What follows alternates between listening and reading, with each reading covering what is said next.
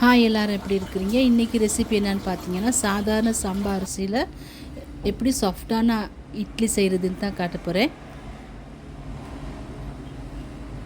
அதாவது இட்லி அரிசி இல்லாமல் சாதாரண அரிசியில் எப்படி செய்கிறதுன்னு தான் காட்ட போகிறேன்.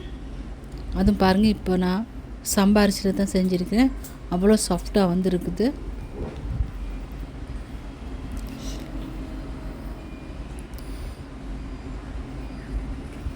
சும்மா பஞ்சு மாதிரி வந்திருக்குது. இது ரகசியத்தை தெரிஞ்சுக்கிட்டிங்கன்னா நீங்கள் சாதாரண அரிசியில் நல்ல சாஃப்டான இட்லி செஞ்சு சாப்பிடலாம். இட்லியோடு சாப்பிட்றதுக்கு நான் சாம்பாரும் தேங்காய் சட்னி செஞ்சுருக்கேன். மகனுக்கு ஸ்கூலுக்கு கொண்டு போகிறதுக்கு காலையில் இட்லி செஞ்சுட்டேன். இட்லியை கட் பண்ணி சாம்பார் கொஞ்சம் திக்காக செஞ்சு உள்ளுக்கு வச்சு அதுக்கு மேலே தேங்காய் சட்னி பூசி ஸ்கூலுக்கு லஞ்ச் பாக்ஸில் அனுப்பிவிட்டேன். அதுக்கப்புறம் நாங்கள் சாப்பிடும்போது சாம்பாரை கொஞ்சம் தண்ணி மாதிரி செஞ்சு எடுத்துக்கிட்டேன். இல்லாட்டி லஞ்ச் பாக்ஸில் சாம்பார் மிக்ஸ் ஆகிருக்கிறதுனால கையெல்லாம் போட்டு சாப்பிட கொஞ்சம் கஷ்டமாக இருக்கும். அதனால தான் வாங்க இது எப்படி செய்கிறதுன்னு பார்ப்போம். நான் இங்கே சாம்பார் அரிசி எடுத்திருக்கேன். பாருங்கள், கொஞ்சம் பெரிய அரிசி தான் இது. இந்த சம்பா அரிசி பெரிய டம்ளரில் 1 எடுத்துருக்கிறேன். தலை தட்டி எடுத்துக்கணும். நான் வளமையாக எங்களுக்கு இந்த மாதிரி தான் நான் போட்டுக்கொள்வேன். உங்களுக்கு எப்படி தேவையோ அதுக்கேற்ற மாதிரி நீங்கள் எடுத்துக்கொள்ளுங்க. ஆனால் 1 டம்ளர் அரிசிக்கு 1/4 டம்ளர் உளுந்து தேவை. இப்போ நான் அரிசியை நல்லா 3 முறை நல்லா தேய்ச்சி கழுவிக்கிறோம். இந்த மாதிரி 3 தடவை கழுவி எடுத்துக்கிறோம். நல்லா கையால் கழுவி எடுத்தால் தான் பிசைஞ்சு அந்த வாசம் போயிடும், அரிசியோட வாசம். அப்புறம் நல்லாயிருக்கும். இப்போ அது கூட நான் 2 டீஸ்பூன் வெந்தயம் சேர்த்துக்கிறேன். இந்த வெந்தயத்தை நான் ஆல்ரெடி கழுவித்தான் நான் வச்சுருக்கேன், அதனால் நான் கழுவலை. இப்போ நான் இதையும் அரிசியோடு சேர்த்து ஊற வைக்கிறேன். அடுத்தது உளுந்து 1/4 டம்ளர் எடுத்திருக்கேன். 1க்கு 1/4. அப்போ 1/4 டம்ளரில் உளுந்து எடுத்திருக்கேன். இப்போ உளுந்தையும் அதே மாதிரி 2 முறை கழுவிட்டு தண்ணி போட்டு ஊற வைக்க போகிறேன். இது ஊற வைக்கிறதுக்கு நான் ஃப்ரிட்ஜில் வச்சு எடுப்பேன். அதாவது ஃப்ரிட்ஜில் கீழ்த்தட்டில் மூடி வச்சுட்டா அது நல்லா ஊறி நல்லா முத்தாக வந்துடும். இப்போ அடுத்து இன்னொரு சீக்ரெட் என்னன்னு சொன்னால், 1/4 சவ்வரிசி எடுத்துக்கிறோம். 1/4 டம்ளர் சவ்வரிசியை அதையும் நான் 2 முறை நல்லா கழுவிட்டு ஊற வச்சுருக்கிறேன். இப்போ எல்லாத்தையும் நான் ஒரு 3 மணித்தியாலம் ஊற வச்சுக்கிறோம். அரிசி 3 மணித்தியாலம் ஊறினா போதுமானது. இப்போ நான் 3 மணித்தியாலம் முடிஞ்சிருச்சு. இப்போ நான் அரைக்க போகிறேன். அரிசியை முதலாவது அரைச்சிக்கிறேன். அதிகமாக சிலவங்க உளுந்து தான் முதலாவது அரைப்பாங்க.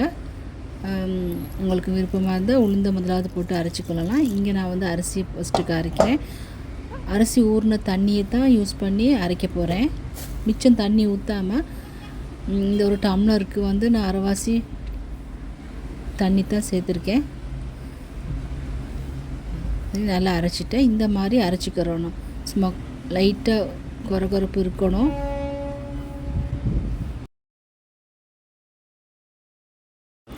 இட்லி மாவு இந்த மாதிரி இருக்கணும். அதாவது பிடிக்கிற நேரம் சும்மா லைட்டாக நரன்னு அரிசி அகப்படணும். இது உங்களுக்கு விளங்குதாக இருக்கும். இந்த மாதிரி இருந்தால் தான் இட்லி நல்லா பதமாக வரும், சாஃப்டாக இருக்கும். க்ரீமியாக அரைக்கக்கூடாது அரிசியை, ஞாபகத்தில் வச்சுக்கொள்ளுங்க. இந்த மாதிரி குறன்னு இருக்கணும் லைட்டாக. நாங்கள் எந்த பாத்திரத்தில் இட்லிக்கு புளிக்க வைக்க போகிறோமோ அந்த பாத்திரத்தில் இந்த அரிசி அரைச்சதை கொட்டிக்கொள்வோம்.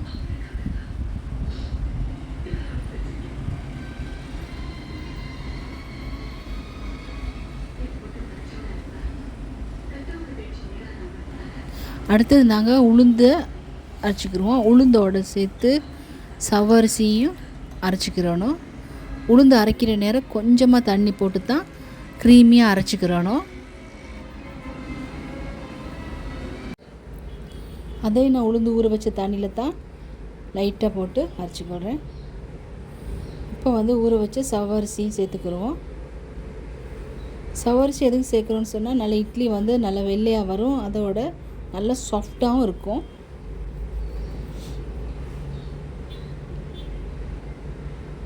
இந்த மெத்தடுக்கு நீங்கள் செஞ்சு பார்த்தீங்கன்னா இட்லி வந்து நல்லா சூப்பராக சாஃப்டாக பஞ்சு மாதிரி வரும். இப்போ நான் அரைச்ச உளுந்து அண்ட் சவரிசி ரெண்டையும் அரிசியோடு மிக்ஸ் பண்ண போகிறேன். இங்கே பார்த்தீங்கன்னா உளுந்தையும் சவரிசியும் நல்லா க்ரீமி பதத்துக்கு அரைச்சிருக்கேன். அதாவது தண்ணியை வந்து கொஞ்சமாக போட்டு தான் அரைச்சி எடுத்துக்கிறோனோ, அப்போ தான் இந்த பதத்தில் வரும். நல்லா க்ரீம் பதத்துக்கு அரைச்சி எடுத்துக்கிறோனும்.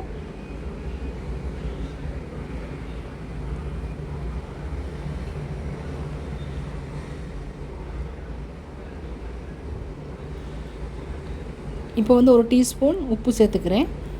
நான் காலையில் சாப்பிட்றதுக்கு தான் இட்லியை வந்து நைட்டுக்கு புளிக்க வைக்க போகிறேன். இப்போ நல்லா கையை கழுவிட்டு இந்த மாதிரி நல்லா கையால் மிக்ஸ் பண்ணிக்கிறோனும். மாவெல்லாம் நல்லா மிக்ஸ் ஆகிறதுக்கு கையால் அப்படி நல்லா கலந்து விடணும்.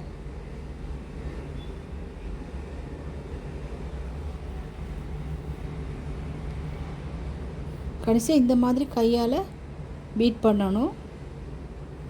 இப்போ இட்லி வந்து நல்லா உப்பி வரும். நான் சொல்லியிருக்க இந்த டிப்ஸ் எல்லாம் யூஸ் பண்ணி நீங்கள் இட்லி செய்யும் போது செஞ்சு பாருங்கள். இப்போ மாவை ரெடி பண்ணியாச்சு. இப்போ மூடி அப்படியே ஒரு 8 மணித்தியாலும் அப்படியே புளிக்க வைப்போம். காலையில் தான் நான் இட்லி சுட போகிறேன். இப்போ காலையில் வந்து மார்னிங் வந்து இட்லி சுட போகிறேன். இப்போ பார்ப்போம் இட்லி மாவு எப்படி இருக்குதுன்னு சொல்லி. இட்லி மாவு பாருங்கள் நல்லா பொங்கி இருக்குது.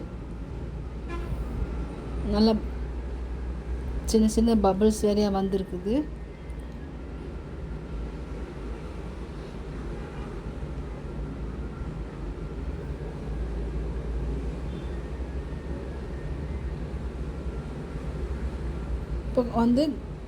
இப்போ நல்லா கொஞ்சம் மிக்ஸ் பண்ணி விடுவோம்.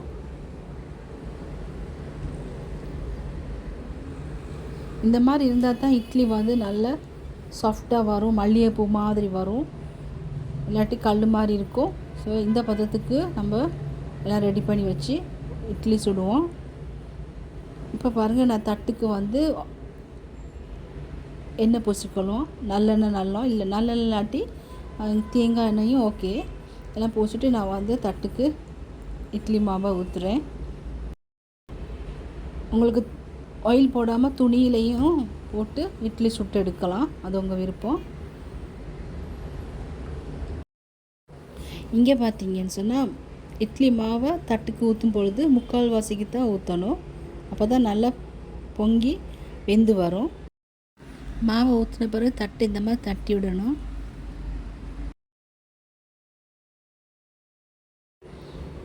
இப்போ வந்து தட்டுக்கெல்லாம் ஊற்றியாச்சு. இப்போ தண்ணி வந்து கொதிக்குது இட்லி வேக வைக்கிறதுக்கு. பாப்பா எப்படி கொதிச்சிக்கிட்டு இருக்குதுன்னு சொல்லி. இங்கே பாருங்கள், இந்த மாதிரி நல்லா கொதிக்கணும். தண்ணி கொதித்த பிறகு தான் நீங்கள் இட்லி தட்டை வைக்கணும். இப்போ நாங்கள் மூடி வேக விடுவோம்.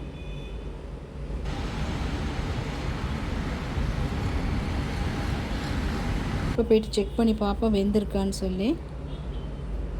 ஒரு சின்ன ஒரு குச்சியோன்னு எடுத்து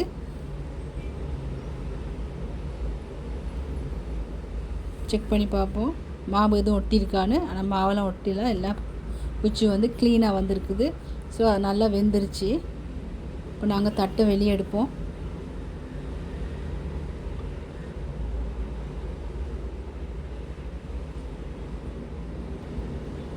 இங்கே பாருங்கள் எப்படி சாஃப்டாக வந்திருக்குன்னு சொல்லி.